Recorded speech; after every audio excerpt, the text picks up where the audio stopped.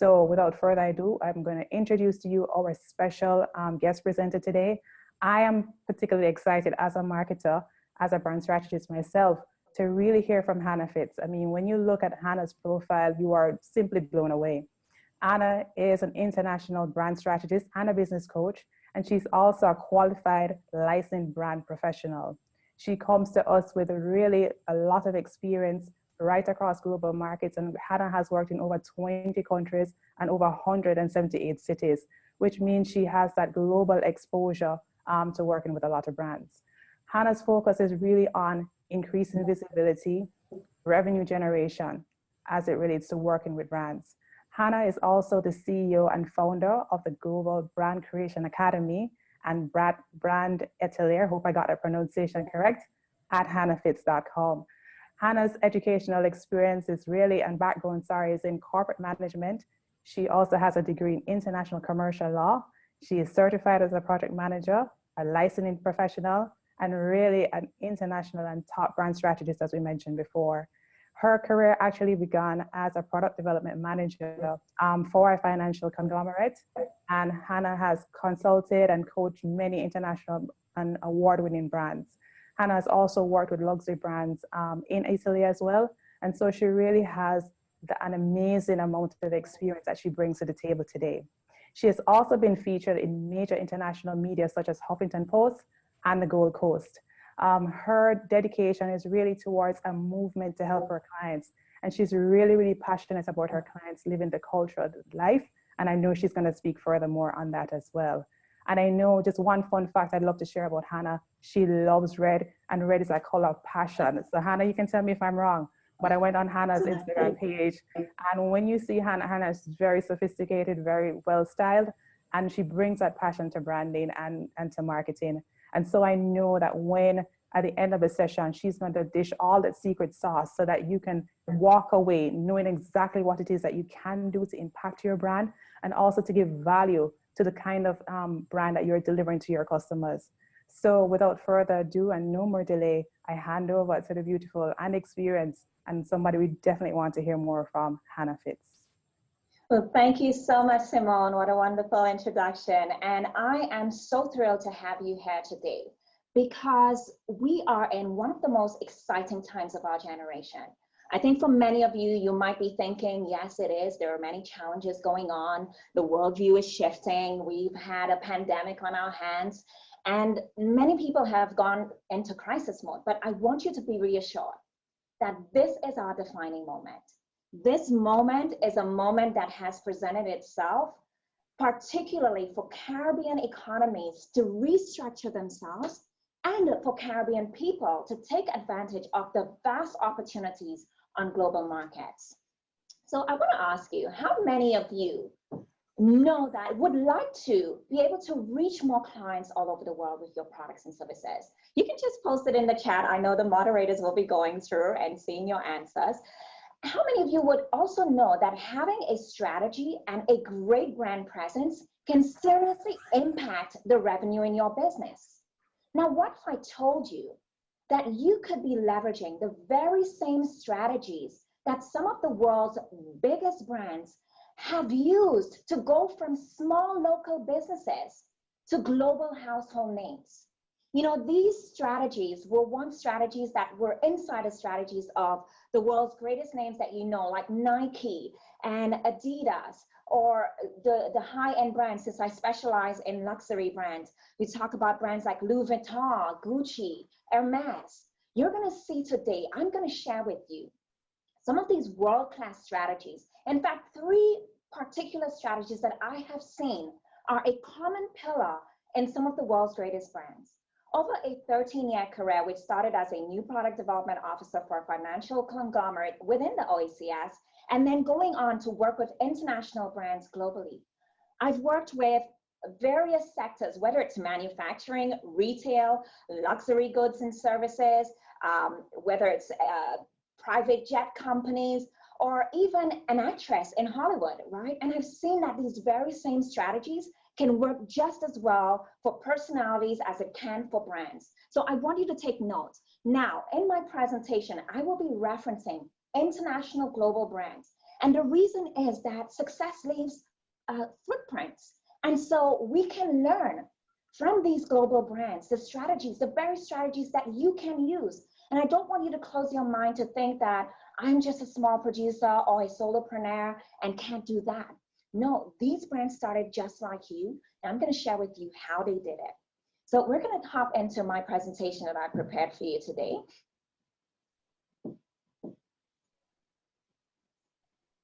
Wonderful. So great brands have what I call an it factor, and it's IT. IT really stands in the signature method that I've developed over the years for irresistible core and a twist. Now I'll share with you more on how that works. Now, in 1936, right, the Prince Edward VIII renounced the crown, right? He was supposed to be the King of Britain. The most eligible bachelor in Britain renounced the crown to marry the love of his life, Wallace Simpson. Now, can you imagine the impact of just one woman on an ability to sway one of the most influential figures in British history? Not only that, in 2014, Apple, when they launched the iPhone 6, customers camped outside the building for 6 days in order to be the first to buy the iPhone 6. Now, what's really going on here?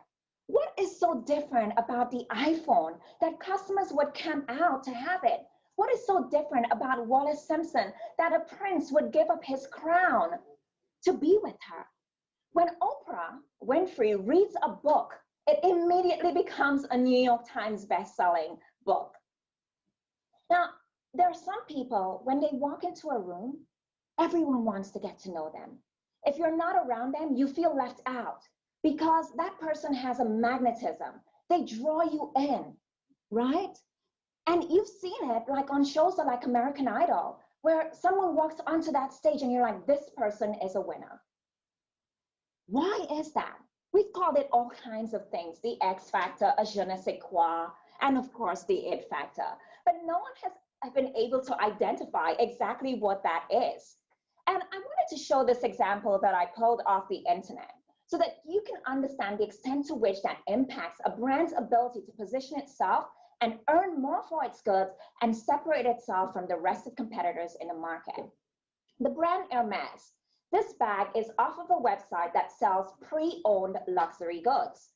This pre-owned Birkin bag is retailing for $34,723. Now you might ask, why would someone buy a used bag for that price? Not only that, the bag strap sells on their website for $2,225. Just the strap, not the bag. Now, I want you to know that even if you went to Hermes.com, you could not buy this bag brand new, okay? Yet it is the most sought after bag in the world in terms of mainstream luxury handbags. Why does that happen? Why does Hermes have such a huge desire around its handbag that it's so aspirational that women all over the world aspire to own it? We're going to dive deep into what's really going on here, because what people are buying is not a handbag or a bag strap. It's something more. It's that it factor. So you might say that people just have it. Some brands just have it. It's natural. Or, Steve Jobs was just charismatic. That's why they were able to create such a great brand at Apple. Well, the it factor is not luck or fate, nor is it great design. Right? So you can have the best packaging. You can have the best product. It does not guarantee that your brand will have that it factor to create that desire in the marketplace that get people buying. The type of desire that transcends culture. Because as you start to place your products and services on the global market, your brand needs to be able to appeal to a cross-cultural audience in the same way that brands like Apple, even being an American product, can speak the language of a European or an Asian. The brand is obviously not speaking a product-centered message, and we're going to dive into that. So it goes beyond having great design. And right now, the internet is very crowded, right? with the COVID thrust, you're going to see a lot more brands getting on. In fact, in the UK, over 83,000 new e-commerce companies emerged on the internet. In the US, even more. And in the Caribbean, it's just getting started. And we're going to see it becoming a more crowded and noisy marketplace. And that is why it is so necessary that you understand and you leverage these strategies, because having a great product is not enough. It is not enough to be better. You have to be different. So I put on this example of 3 red cars. All of these cars are red, right? So we have the Ferrari to the left, we have a Mercedes in the middle, and we have a Suzuki on the right. The Ferrari can sell for $250,000, and I'm talking US dollars. The Mercedes could sell at a starting price of $38,000, and the Suzuki can start at $16,000. So what makes all of these products different? When you look at the Ferrari, how does that make you feel? What comes to mind? What are you experiencing when you see this vehicle? So beyond the product itself and beyond the design, the brand means so much more than its physical attributes. It triggers in us an emotional response. And if you cannot get into the heart of your ideal client in a certain way, your brand will never stand out in the market. And so we know that 70 to 80% of why people buy is an emotional experience. The Ferrari represents a different status icon for someone. It represents the Italian culture. It represents speed. It represents the pinnacle of success. The Mercedes, though a luxury good like the Ferrari, is slightly more inexpensive. It's a more inexpensive brand because the brand, though it is still representing a high status, the volume of production is bigger, so more people can have a Mercedes. The Ferrari is rarer because they limit production. They only produce 8,500 Ferraris every year compared to Mercedes' 2.3 million vehicles produced every year, and then compared again to Suzuki's over 3 million being produced. So we see that part of what's creating that attraction is also that scarcity factor, which is part of the brand strategy. But it's also part of what the brand means. If you own a Ferrari, you're part of an exclusive club. It puts you in a different league. You're part of an elite status of people who own this vehicle. So the it factor, as I said, there are 3 secrets to how some of the most influential brands in the world went from unknown to highly sought after global brands. And I'll share with you, like you might see brands like Giorgio Armani and even Versace. A lot of these brands started like you. The only challenge is that many Caribbean businesses in particular have not understood the strategy that is driving growth and scalability within these businesses. More so, the intangible factors that go beyond just how the brand looks to drive up an emotional connection between the brand and the people that they seek to sell to. So one of the world's most renowned analytical psychologists, Dr. Carl Jung, he shares a message that I really love. Who looks outside dreams? Who looks inside awakes? And what that really means for brands is that if your brand keeps focusing on the external factors, your product features, the attributes, the colors of your website, the images that you use, if you only focus on the external factors, your brand is dormant to what truly makes people come alive to a brand, to what makes people feel deeply connected, to what turns people into loyalists and evangelists for brands. So if you want to awaken your audience, you need to awaken these intangible factors within your brand so that your images and the external attributes of your brand become more meaningful to them. Now, I want to share something that is really important, because when you are creating your brand and you want to connect with your audience, it is very important that you understand where the market is and the worldview of your ideal client. The worldview is simply another way of saying the lens through which your target audience is seeing the world. And so I put up here, some of you are familiar with it, Maslow's hierarchy of needs. And Maslow said that we go through this hierarchy of needs where we go through psychological needs, safety and security, love, self-esteem, and then self-actualization when all of these factors have been satisfied. Well, that is true to some degree.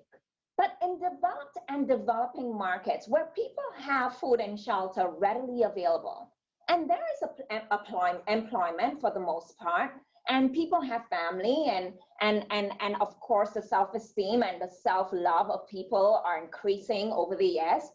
When people already have all of that, what we now see is that we exist in what I call that infinity loop of meaning, where you're not necessarily going through a hierarchy anymore, but there is a loop, right? An infinity loop of needs that link all to that self-actualization. So people don't just want, shelter. They want to live in the best possible home. They don't just want food. They want clean, organic, maybe Michelin quality food. They want the highest level of self-expression. They don't just want a job or a career. They want a job or career that brings them meaning, that will fulfill their life purpose. We hear that word a lot. People want to fulfill their purpose. They want meaning. And so what brands need to realize is that you have to connect your products to meaning. I always say meaning maketh man. And if your products don't mean something in the mind of your consumer, then you are going to get lost in the crowd. Now, there was a BBC documentary on super brands. And this documentary, they invited some people into a MRI facility where they had their brains scanned. And they wanted to test what is really going on with people when they experience brands at a psychological level and at an emotional level, and test the brainwaves.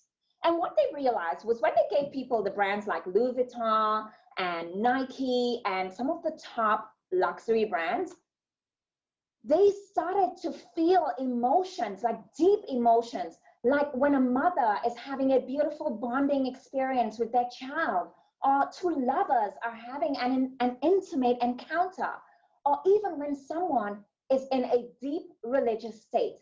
Now, can you imagine creating the type of brand that can trigger that deep desire and emotion when people encounter your products and services? When you are able to create that sort of chemical response in your customer's brain, your brand creates an uncontestable space in the market. People begin to feel like if they don't have your product, they're settling for less. And that is the ultimate position that you want to place yourself in. You want people to see your product as superior. And if they buy something else, they're only settling for second best. So when a woman does not buy that Birkin bag, she feels like she's settling. If she buys the Michael Kors version that looks like it, she always knows that she has the look-alike. She doesn't quite have the bag, the it bag, right? And so you want to create that experience, and you can do this with any product, right?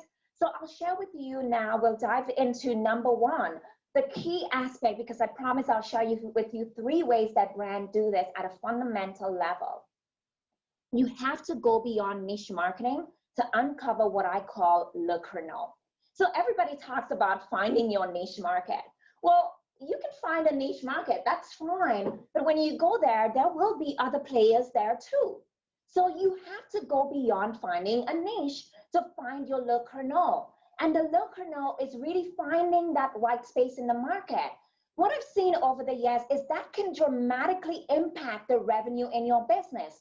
So I want to give you an example of a client I worked with. And this client happens to be from the Caribbean, from a very small island in the Caribbean. And she came to me. This client was earning about $30,000 to $40,000 US dollars in her business. And the problem with her business was that she was in a scarcity place where she felt like she was in a niche. So she was, in a business, there were other players there, but she was doing many different things in that niche, right? And she felt that if she didn't do all these different services and offer all these different products, she would not be able to survive in the market. And so it tends to happen a lot, especially in the Caribbean. If you have a small market, I've seen businesses that are selling beauty supplies, selling like barbecue grills, right? So you might start to get into this thing that we need to add more things to make more money, but that's not the truth. So what we did was we streamlined her business to uncover her Le Kernel. And what we did was we found a white space in the market, a very lucrative area that no one was really focusing on within her area of specialty that she could dominate. And what you ultimately want in your business when you're looking at positioning your brand in a Le Kernel is to find that white space, a space where you can become first for something.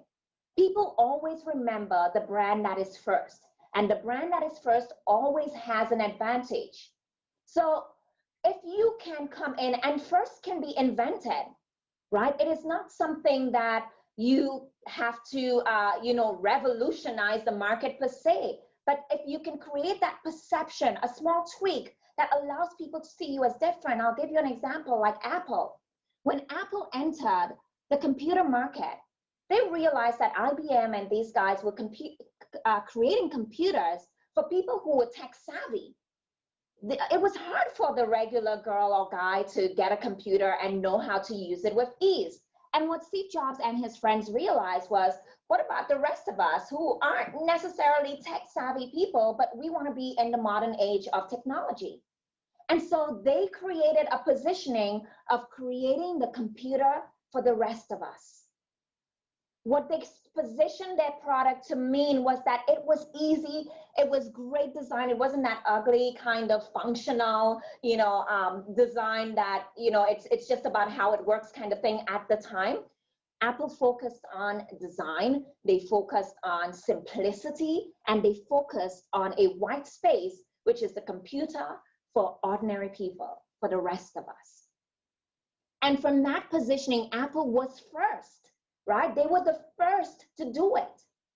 Everyone else is following, and that's why Apple still has a cult following, because they didn't just create a Le Kernel. They created what I call these two things. They found a gap in the market, which was, there was a gap, there was computers, but you needed to be technologically savvy to use it. They filled in that gap, and they created an easy to use computer. Not only that, they went a step further and they said, it's for the rest of us. What did they do? They positioned themselves and they said, you know what? We're for you guys. They created a team. Now you're part of our tribe. They created a movement. And that's what happens when you go beyond niche marketing. You find both a gap and you create a movement around your brand so that people are buying something more. It's like we're rebelling against the status quo that you have to be, a Harvard grad to use a computer. We're really rebelling against that, and we're going the other way. We're anti-status quo. Apple drew a line in the sand. And people were like, yes, we're going with these guys. They're for the underdog. Everyone loves to support the underdog. So your brand needs to take a stand for something. Your brand needs to represent something. And Apple represented that more creative sort of product, right? Now, they came up with things different, and I want to share with you later, and probably I'll share right now, why they had to even go beyond that to create an even stronger it factor around their brand.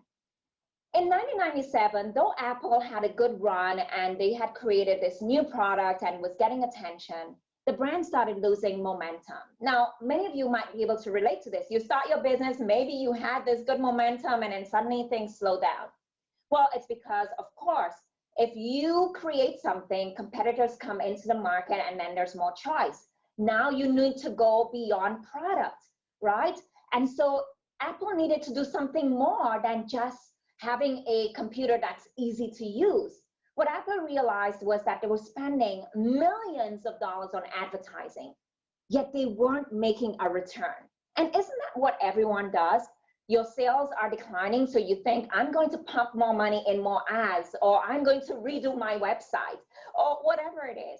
Well, that's why I talk about the it factor and going into the intangibles of the brand. Apple realized that they had done all that. They had a great product, probably one of the best products on the planet, okay? And they also, you know, had great geniuses working at their company. So what was missing?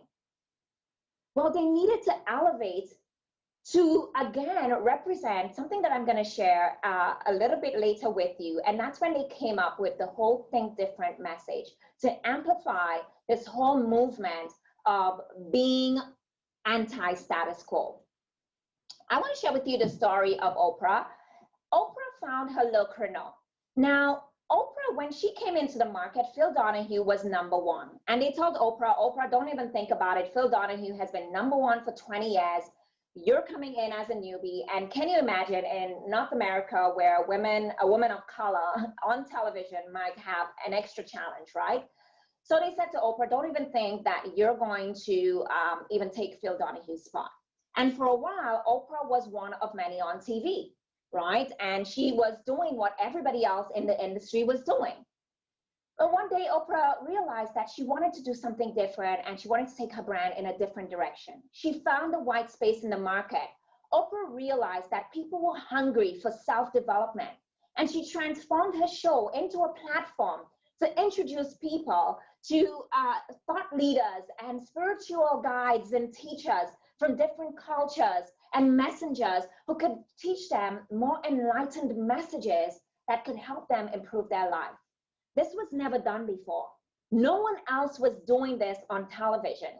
Oprah found a white space and she owned it, and that allowed Oprah to soar to the #1 position.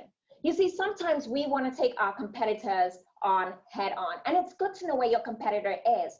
You need to acknowledge where your competitor is in the market, but really identify, now, how do I create my own lane?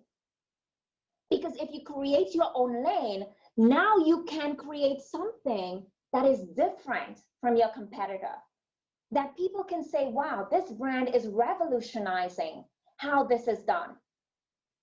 Now, I want to share an example. I always like to do this because it's great to share the examples that work.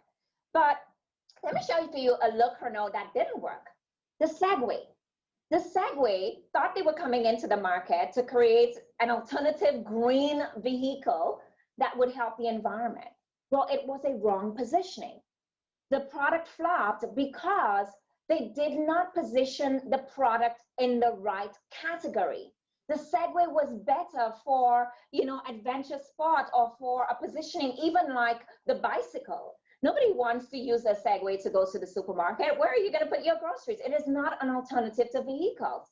And that was the main reason why this brand, though they had a great product, they did not identify the right positioning, the right Le Creuset. And so it's very important that you do this process carefully, because you can have a great product, but if it's not positioned correctly, if you don't put it in the right space, if you don't put it in the right category, it will not succeed.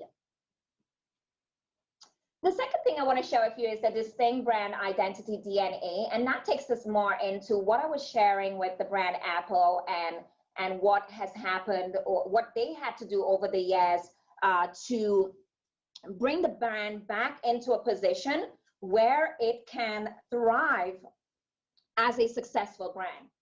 And we call this the brand DNA. So you may see me, I'm dark skinned, I have slightly Asian eyes, I'm 5'7", although most people might say 5'6", but I'm sticking to the 5'7", sorry. And so there are things going on with me biologically that have determined that.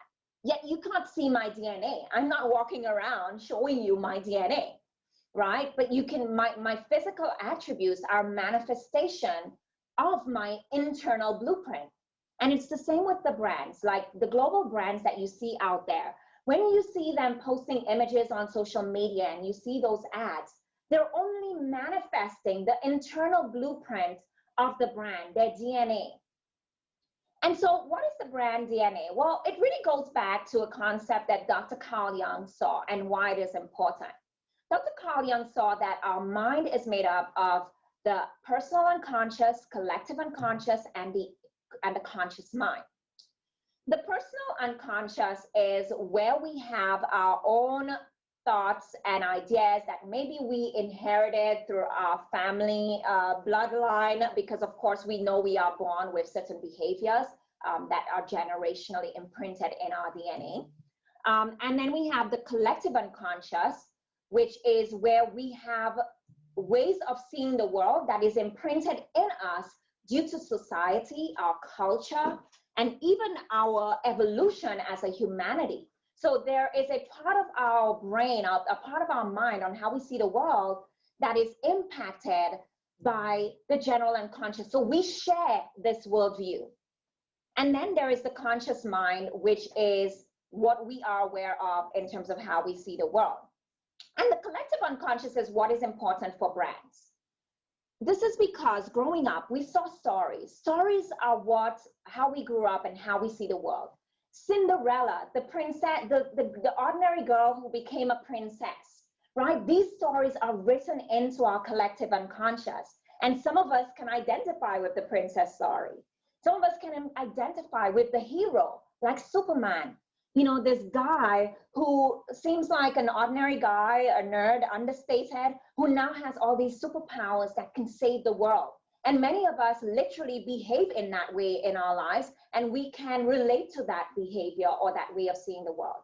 And some of us relate to Robin Hood, you know, the guy who steals from the rich to give to the poor, the rebel. Many of us have this rebel imprinted in us. And that is what the global brands are playing on. They play on our collective unconscious mind. So many brands, even if there are many different luxury fashion brands, each of these brands have identified a DNA or a way of a storytelling style that identifies with a certain type of customer's worldview.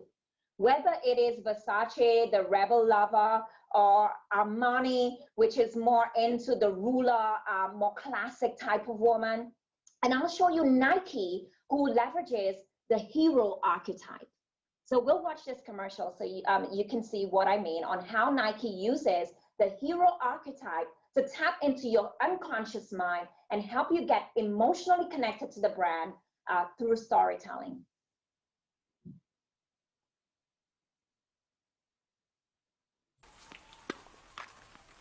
I always felt like an underdog.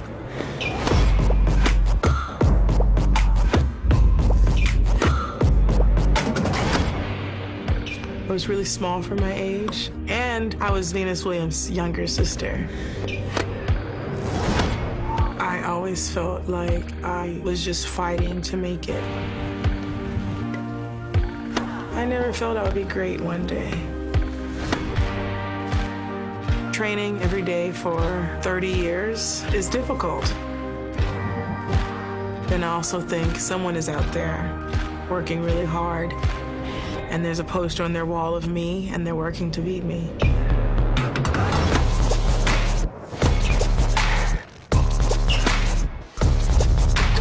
With that, I get up, I go. Every day I'm sore, but that's the life I chose. So there's obviously days I don't feel like training, but there's no day that goes by that I feel like losing.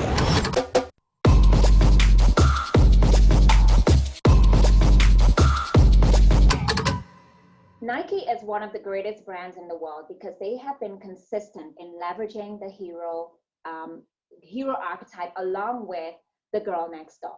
And in this story, you see that Serena Williams is used as a blueprint that most of us can identify with, even if she's a superstar. Who can't identify with having a brother or sister that they feel like they're living in their shadow? Who can't identify with the story of feeling like they have to prove themselves, that they have to work hard to get to the top?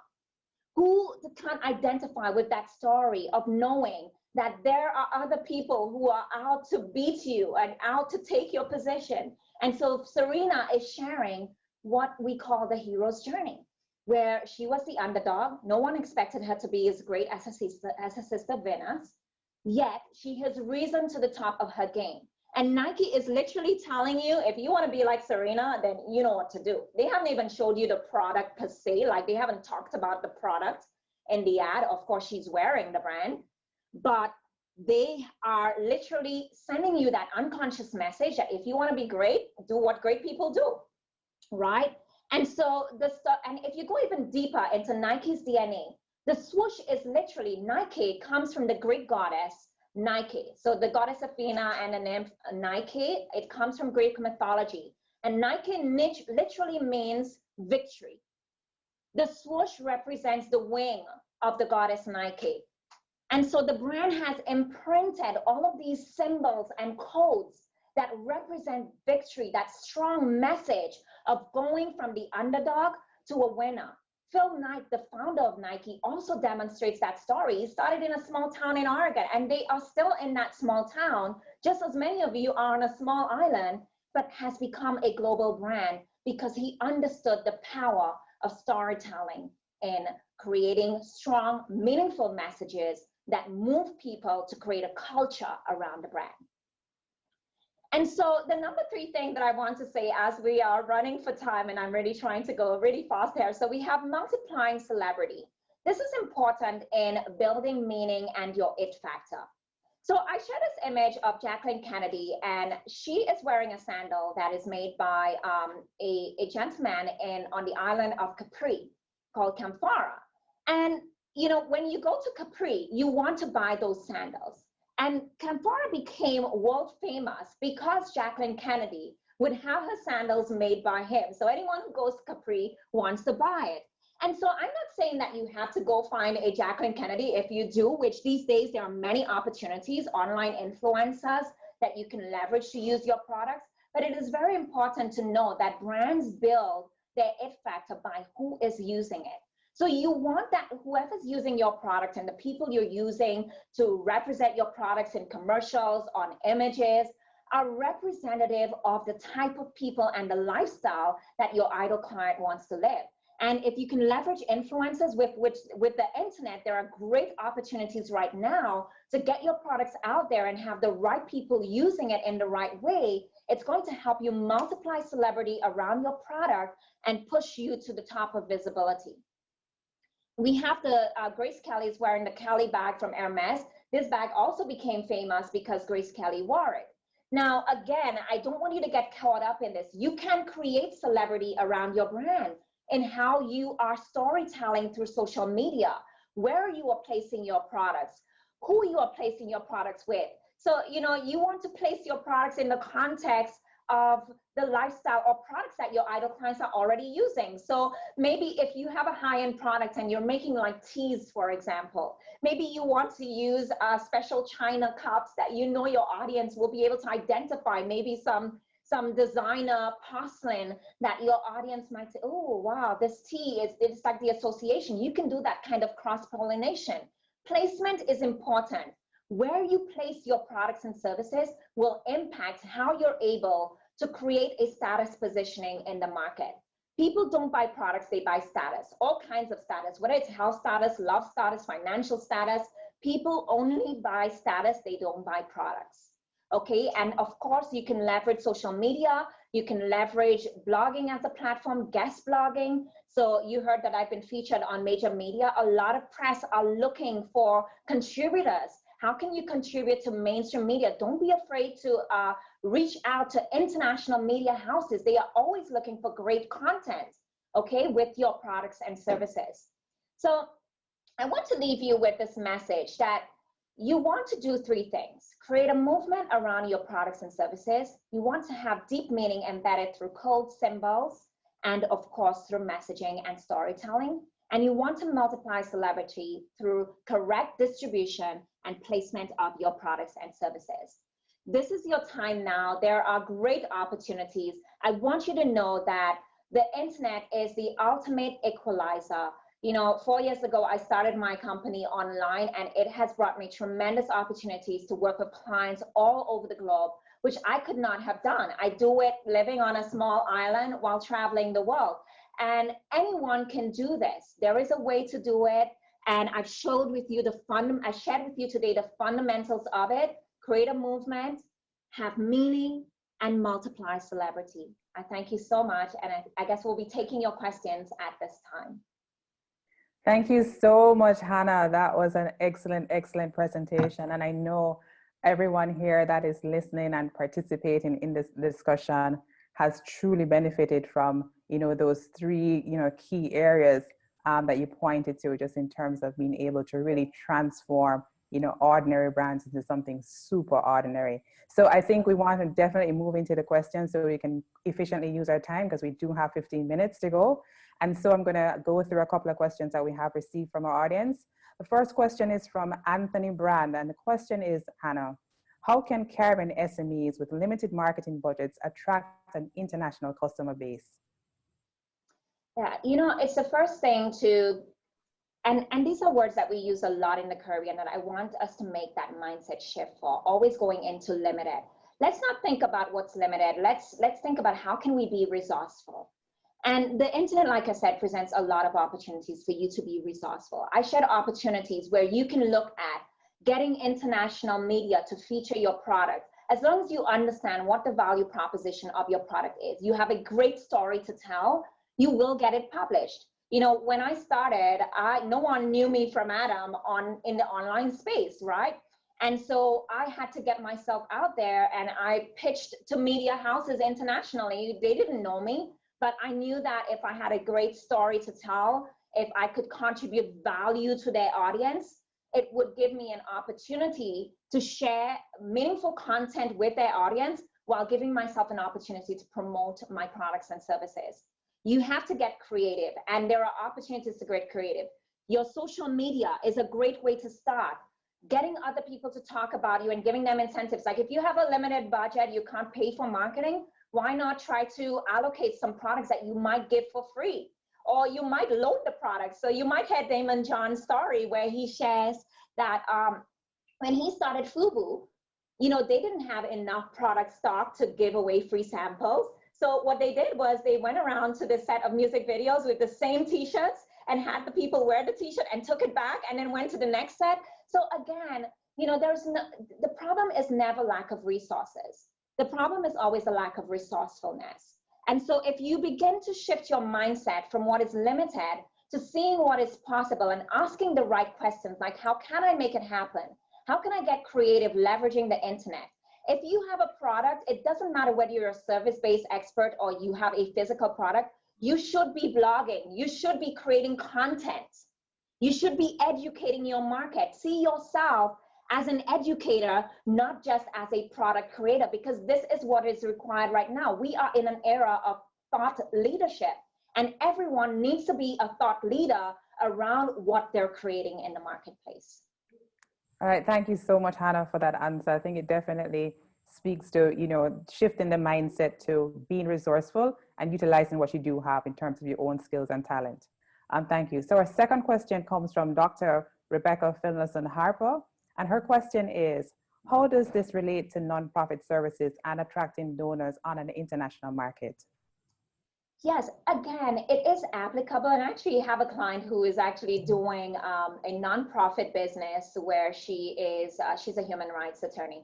But anyway, the point is that you have to go beyond just what the end game of what you want to do. So for instance, if you want to feed more children, maybe looking at what is that bigger picture movement that you're creating around that? How can you story tell in an archetypal way around what you're actually doing? So take the focus around from the actual delivery or the process to what is that bigger picture movement that people can rally around.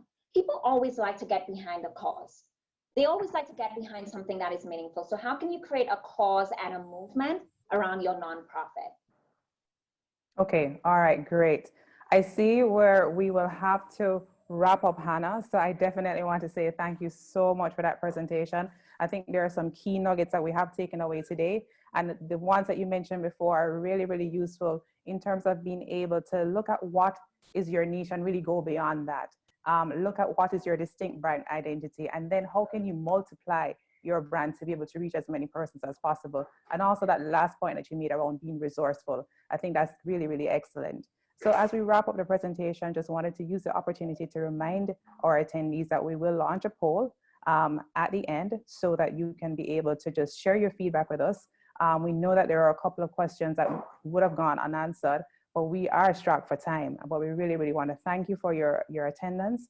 And we also want to just ask that you stay on just to get ready for the next session, the upcoming session with Les Brown. And you know Les Brown needs no introduction. He is an American motivational and transformational speaker. I've seen him in Jamaica before, and I know that Les is going to deliver. And Les, I know, really is going to be focused on that mindset. How is it that you can achieve, you know, your own purpose? How is it you can achieve your dreams? How is it that you can achieve your own objectives from a personal and an organizational level? So I know that's something that you do not want to miss. But we really, really want to thank you so much for joining us for this presentation. Hannah, again, thank you so much for an excellent, excellent presentation. And I know that these nuggets will go a far way and definitely will be able to help us to transform those brands to be more impactful, to be more visible, and definitely to hit and expand their bottom line a lot more. So thank you so much. Thank you for having me. And I invite everyone to head over to my booth. I have lots of free gifts and also a special SDM offer for all of you. So please make sure that you stop by, and you can also ask me your questions through my exhibitor booth as well. Thank you. All right, great. Thanks, Hannah. Thanks, everyone. Have a great afternoon. Please remember to complete the poll. It's available now.